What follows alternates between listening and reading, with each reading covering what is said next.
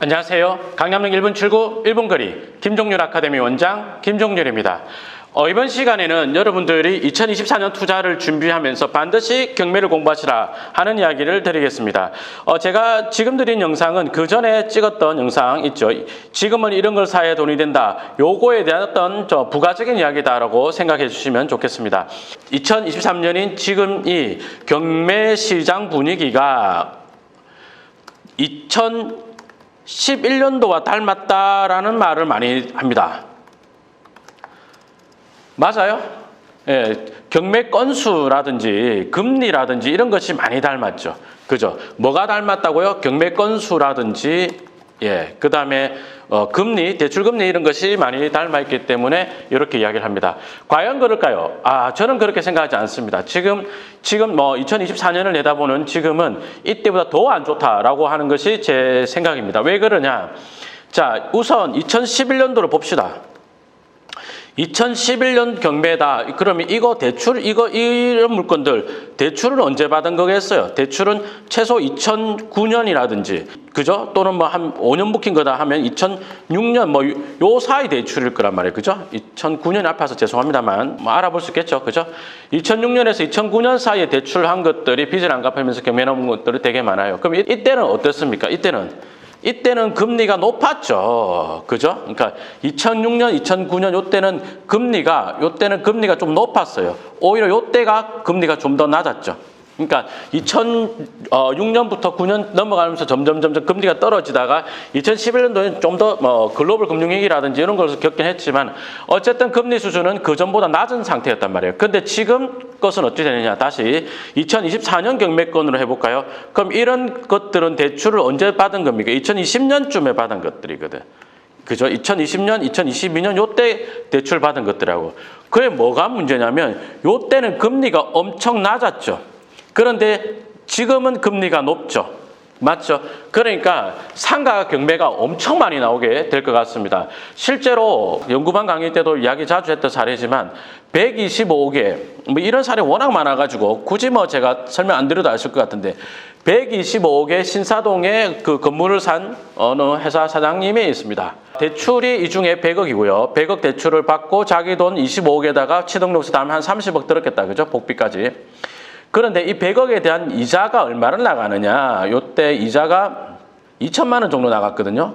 그 월세가 얼마 들어오냐? 2,500 들어왔었어요. 그런데 지금 재계약을 하면 이게 이자가 4천이 돼버리는 거예요. 이제 4천이 넘어가는 거죠. 그죠? 예. 지금은 4천 몇백씩 돼버리는데 그럼 월세를 그만큼 더 올리면 되지 않느냐? 아니죠. 그러니까 우리가 경제가 성장하고 하면서 인플레가 발생하고 그를 잡기 위해서 금리를 같이 올린 거다. 그런 경우는 성장에 따른 진통이기 때문에 좋은 거지만 지금 성장률은 낮은데 어떤 대외 변수 때문에 대외적인 어떤 요인 때문에 금리가 많이 올라가 있죠. 스태그플레이션하고 비슷한 상황이죠. 그러니까 세입자의 월세를 더 올린다는 것은 어려운 이야기예요. 오히려 공실이 나고 있고 막 그런 타임이란 말이에요. 그러니까 매입할 당시로서는 그 풀로 임대가 되어 있는데 그게 유지되기가 되게 어려울 거다. 그러니까 즉 2,500도 유지하기 어려울 거다 하는 거죠.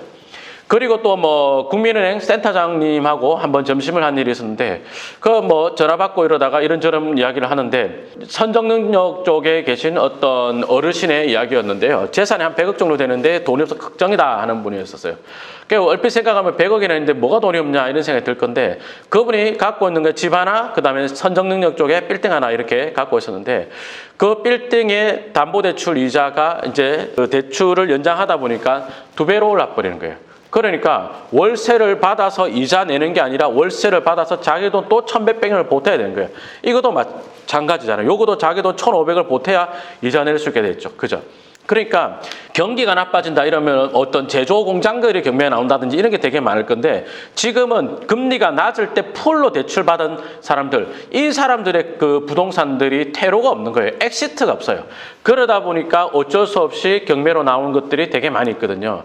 그래서 여러분들도 지금 빨리 경매 공부를 해두시고 그 다음에 내년 하반기쯤에는 그런 것들 중에서 우량한 거 하나 낙찰받아가지고 경매로 어떤 2026년에 매각했을 때 해피하게 매각할 수 있는 물건들을 한번 찾아보면 좋을 것 같습니다.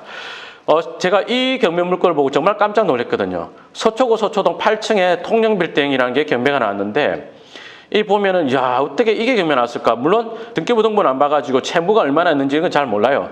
청구 채권도 부동산에 비해서 굉장히 적은 4억 800만 원인데 만약에 이 물건이 풀 대출이 되어 있는 상황이라면 굉장히 태로가 없는 상황이겠죠. 제가 부동산 투자를 19년을 했습니다. 야 그런데 이런 데 경매 나온 거 처음 봤어요. 강남역 10번 출구 나와가지고 바로 앞에 건물 있죠. 요 건물에 8층이 경매에 나온 거예요. 내가 예정 물건에 남아 있습니다. 그래서 야, 이 정도 물건이 경매에 나올 정도다. 내년에 경매로 정말 많이 쏟아지겠구나 하는 그런 생각이 들었습니다. 상가 공부 열심히 하셔가지고요. 내년에 요런 우량한 입지에 다시는 안 나올 또는 앞으로 한 20년간은 또 나오지 않을 만한 그런 우량한 상가를 경매로 취득하는 좋은 기회가 되었으면 좋겠습니다. 저는 요 상가를 낙찰받아서 어떻게 하는 꿈을 꾸었느냐 이런 생각을 한번 해봤죠. 안녕하세요. 강남역 10번 출구 10초 거리 김종률 아카데미 죄송합니다. 드립 한번 쳐봤습니다. 자, 도움 되셨길 바라면서요. 내년 경매장에서 여러분들을 또 만났으면 좋겠습니다. 저는 1등, 여러분이 2등. 감사합니다.